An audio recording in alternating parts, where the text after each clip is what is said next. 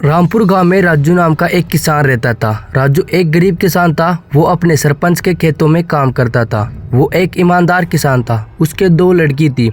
एक का नाम था प्रीति और दूसरी का नाम था रितिका।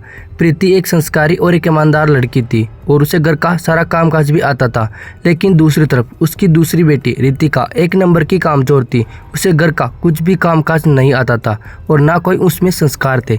इसलिए उसके माता पिता उसे हमेशा डांटते रहते थे और बोलते, अरे रितिका, जरा कुछ तो संस्कार ले लो। ना तो तुझ में कोई संस्कार है और ना तुझे अभी तक खाना बनाना आता है। जब तुम अपने ससुराल जाओगी तो क्या मुंह दिखाओगी? इसलिए अपनी बड़ी बहन प्रीति से जरा कुछ तो संस्कार ले लो।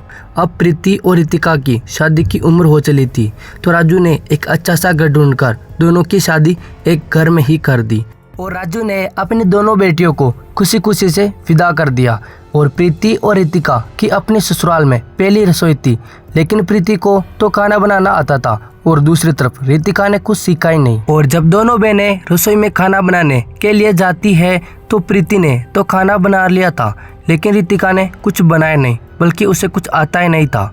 और ये देखकर प्रीति ने उसकी खाना बनाने में हेल्प कर दी। और जैसे ही रितिका अपनी सासू माँ को खाना परोसने लगती है, सासू माँ जैसे ही खाने का पहला निवाला खाती है तो खाना स्वादिष्ट होने के कारण वो उंगलियां चाटती रह जाती है और कहती है, अरे वाह रितिका, क्या ये खाना सही में तूने बनाया है?